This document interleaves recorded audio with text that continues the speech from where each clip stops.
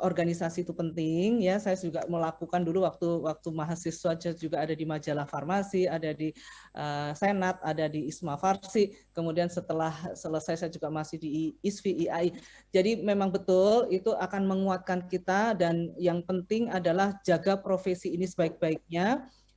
Kemudian juga kita mempunyai tugas untuk melindungi masyarakat dari penggunaan produk-produk yang substandar atau tidak sesuai dengan mutu, keamanan, dan khasiat. Itu saja. Terima kasih. Baik, kalau dari saya, terima kasih Grandma. Ya Allah, sangat senang sekali memiliki Ibu Maya yang sangat luar biasa sekali, memberikan semangat kepada kami, kepada apoteker muda ini. Kami tambah semangat, Ibu. Jadi memang jujur saja IPG ini kemarin selama 1 tahun sempat istilahnya kegiatannya tidak seperti yang tahun sebelumnya, karena beberapa di antara pengurus ada yang menikah dan lain sebagainya. Alhamdulillah ini aktif kembali, diberikan semangat oleh Ibu Maya. Terima kasih sekali.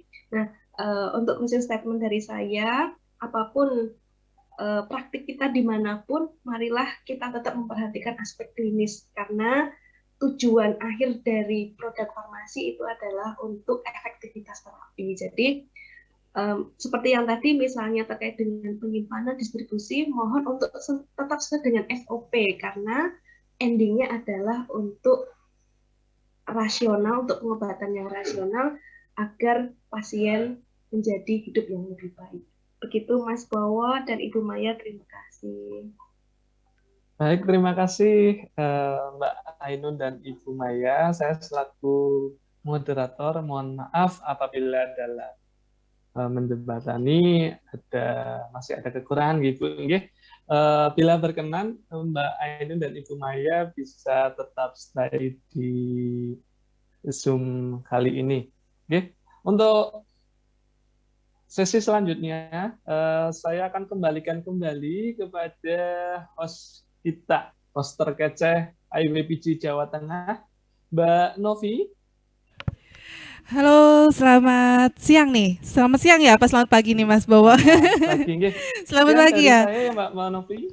Ya. Sekian, Assalamualaikum warahmatullahi wabarakatuh. Waalaikumsalam warahmatullahi wabarakatuh. Terima kasih Mas Bowo sebagai moderator, sangat luar biasa sekali ya tadi untuk sesi yang pertama disambung dengan narasumber kita yaitu Ibu Apoteker Ainun dan Ibu Apoteker Dr. Randa Maya Magister Sains.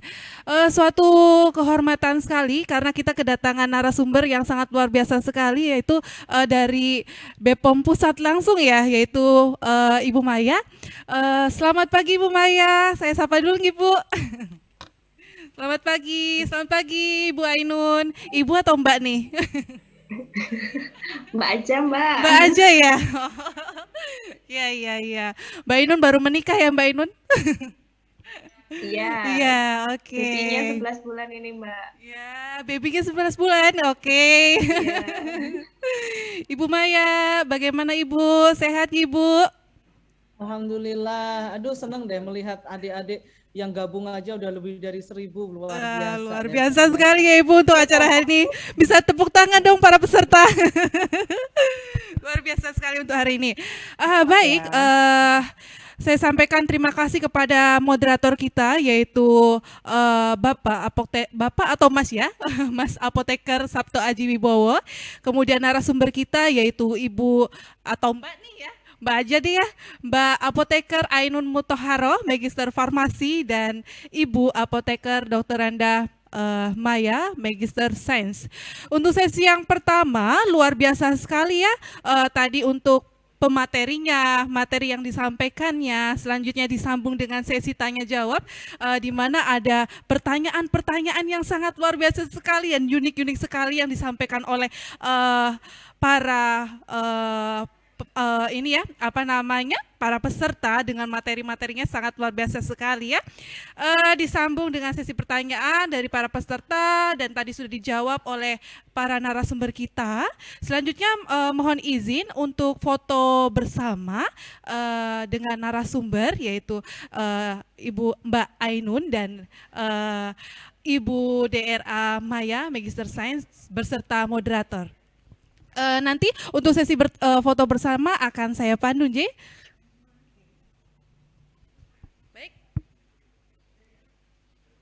Baik, saya hitung 3 mundur ya. 3, 2, 1. Sekali lagi.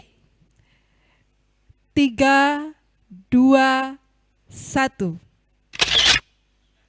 Baik, terima kasih Ibu Ainun, Ibu Maya, Mas Bowo untuk sesi yang pertama.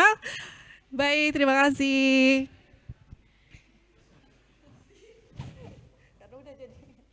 Baik, kita sambung di sesi yang kedua dengan moderator kita yaitu Apoteker Widya Pangestika dari IWPG PDII Jawa Tengah. Baik, sebelum menyambung pada sesi yang kedua, ini ada sedikit pantun penyemangat untuk para peserta dari saya. Saya sambung pantun dulu ya sebelum acara sesi yang kedua dimulai dengan narasumber kita yang tidak kita ragukan lagi kemampuannya ya. Buah ranum buahnya lebat, air perigi terasa hangat. Assalamualaikum wahai sahabat, sambut pagi penuh semangat. Semangat selalu ya para peserta untuk sesi yang kedua. Mohon untuk dapat menyimak pada sesi yang kedua hingga akhir. Selanjutnya kita masuk sesi yang kedua dengan moderator kita yaitu Apoteker Widya Pangestika. Apakah sudah hadir? Sudah Apoteker Novi. Baik, terima kasih Apoteker Widya.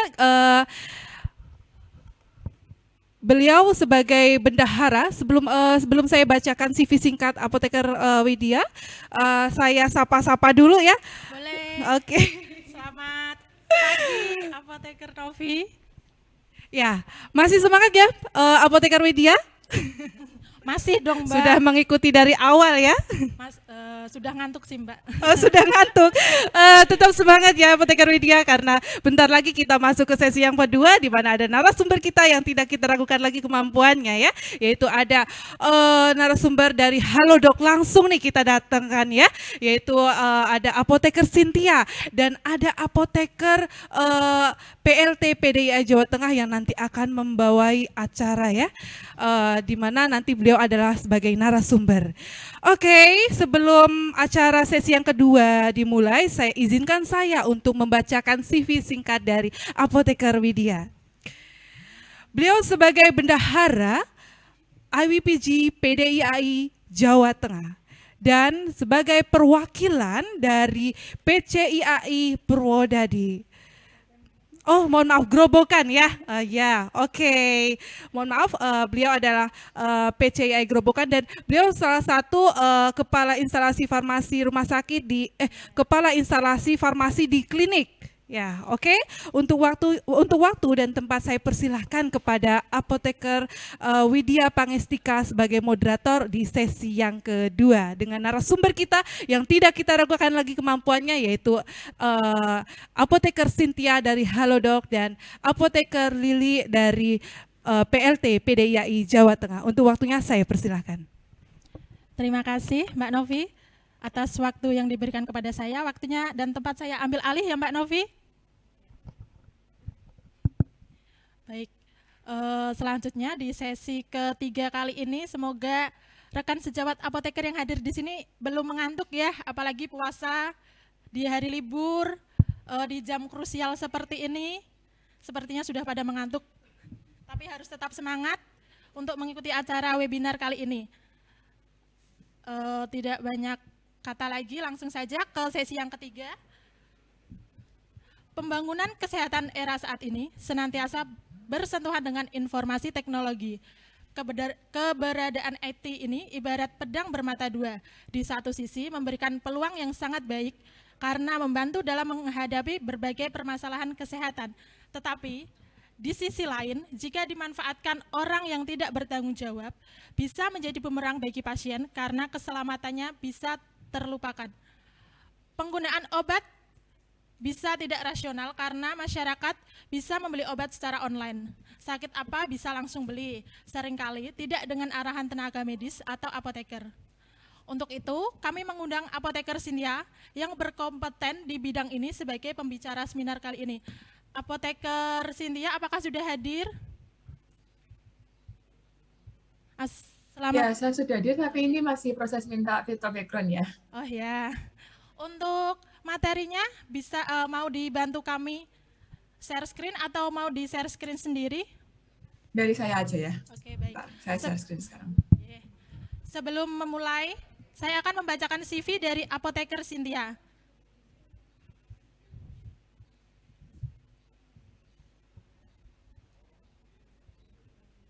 Sebentar.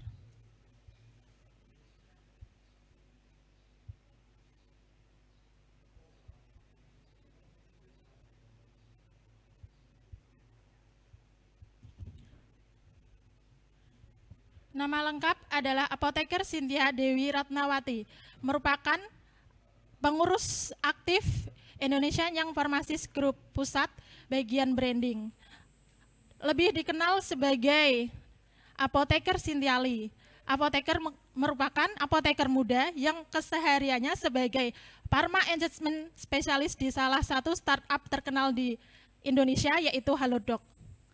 Profesional karirnya farmasis lead di Halodoc, kemudian pernah bekerja sebagai Kepala Instalasi Farmasi Rumah Sakit Swasta di Solo, kemudian GPP International Certified pada 2021 oleh FIPI, Farmasi Klinis bersertifikasi di Kemenkes RI 2019, kemudian melanjutkan sertifikasi di Subspesialis Farmasi Klinis Autoimun 2020, dan Antimikroba Reviewer CARS 2018 dan MPO CARS 2017.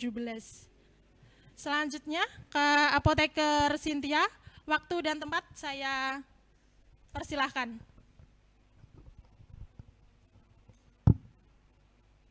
Sudah siap apoteker Cynthia?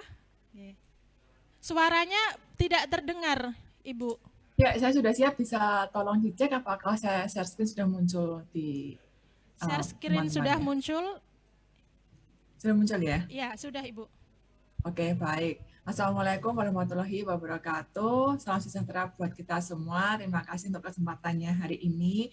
Saya di sini sangat terhormat bisa satu panggung dengan para senior yang luar biasa, dengan apoteker Maya dan juga apoteker lainnya yang di sini sebagai panutan saya yang sudah lebih dahulu sukses sebagai apoteker menjadikan hadirnya sebagai jati dirinya sesuai dengan semangat dari IAI yang terus-menerus menjadi panutan bagi saya sendiri sebagai apoteker muda, dan saya harapkan teman-teman yang lain juga bisa mengemban tugasnya dengan baik. Izin saya mau share sedikit pengalaman saya sebagai apoteker muda dalam perkembangan teknologi internet yang semakin dipercepat dalam masa pandemi COVID-19, walaupun sekarang sudah mulai masuki ke bawah-bawahnya kita akan ke arah endemi. Hanya saja peraturannya dari Presiden masih belum melepas status pandemik. Nah, dari ini saya akan izin share terkait pandangan saya. Selain itu juga adanya regulasi yang tadi sudah disampaikan dengan jelas oleh Apoteker Maya, Ibu Apoteker Maya dari BPOM, itu sudah sangat mengcover materi hari ini, jadi saya tidak akan terlalu panjang lebar untuk cerita terkait regulasi apa sih yang harus diperhatikan oleh para apoteker muda. Nah, kalau kita lihat, ini adalah masih profil keseharian dari masyarakat. Gimana masyarakat memperoleh obat ataupun suplemen vitamin maupun obat kuasi yang kita ketahui seperti minyak telon, minyak kayu putih. Nah, itu biasa pasti masih datang ke tempatnya, ke apotik, ke toko obat, atau bahkan ada obat-obat golongan bebas yang masih boleh dijual di tanpa salah satu minimarket. Nah, ini salah satu potret yang ada obat kuasi di sini dan juga ada beberapa obat golongan bebas. Seperti itu. Nah, kalau yang di sebelah kiri, ini kurang lebih seperti apotek ya, ada penerapan apotekernya. Dan juga kalau untuk toko obat, sudah pasti di sana juga bisa memperoleh beberapa obat bebas dan obat bebas terbatas saja, namun tidak bisa menjual atau mendispensing obat golongan keras. Nah, kalau secara daring di e-commerce sudah pasti teman-teman sering ya keseharian lihat iklannya yang baik mereka warnanya oranye ataupun mereka yang warnanya hijau ataupun warnanya merah. Nah, itu kalau kita cek di situ mulai dari kebutuhan sehari-hari terkait traveling ataupun yang lainnya itu dengan mudahnya bisa kita dapatkan dalam satu genggaman di cellphone kita. Masuk ke aplikasi, kita ketik apa aja, hampir semuanya ada. Yang nggak ada adalah gimana cara mengobati hati yang galau, kayak gitu ya. Nah, kalau di sini kita lihat ternyata obat-obatan itu porsinya cukup besar. Ini salah satu statistik yang dilakukan oleh pemerintah DKI Jakarta pada tahun 2019. Obat-obatan itu sudah mencapai 2,15% dari total 100% jenis item obat apa, ataupun item produk apa aja sih yang muncul berseliweran di e-commerce yang dijual, dan juga ternyata ada demand-nya. Ketika barang itu dijual di suatu lapak, pasti ada demand masyarakat di situ. Kalau nggak ada permintaan, ngapain saya jualan di sana? Seperti itu ya teman-teman. Nah, kalau untuk secara regulasinya sendiri, kurang lebih yang saya bisa rangkum garis besar itu adalah untuk terkait obat yang secara daring, pasti yang tadi sudah dijelaskan dengan baik oleh Ibu Apoteker Maya terkait peraturan Badan POM nomor 8 tahun 2020. Di sini sudah dengan jelas, dengan gamblang apa aja yang boleh kita jual secara daring sebagai apoteker pemilik apotek atau teman-teman yang bekerja di suatu sarana yang ingin menjual produknya itu di online. Lalu apa lagi sih yang sekarang lagi ngehit juga, yang lagi hot-hotnya adalah salah satunya terkait PSEF. PSEF itu diatur di mana? Di Permenkes nomor 14 tahun 2021. Di sini tidak hanya sekedar PSEF saja, jadi ada berbagai macam usaha yang diatur oleh Kementerian Kesehatan. Jadi teman-teman bisa lihat, oh kalau saya sebagai apoteker yang belum diwisuda, tapi saya punya usaha toko obat, nah itu apakah bisa saya ikut dalam PSEF? Peraturannya juga ada di sini. Lalu kalau apotek mau ikut bergabung dengan PSEF, itu peraturannya seperti apa saja juga diatur di sini. Jadi kalau mau dilihat lagi, apoteker itu tidak pernah lepas dari adanya aktualisasi, mengupdate diri, pengetahuannya terhadap apa peraturan regulasi yang berlaku.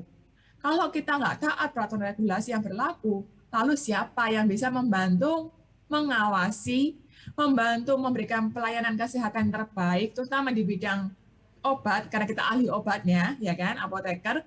Kalau kita nggak ngerti regulasinya, kalau kita cuman, oh yaudah saya sudah sekedar lulus kuliah, saya bekerja, saya nggak mau update apa-apa selain dia udah karena kebutuhan SKP saya ikut itu aja, tapi saya nggak mau mandiri update peraturan yang sudah dengan mudahnya teman-teman akses di JDIH itu sangat banyak dan pasti teraktual tuh selalu muncul di sana.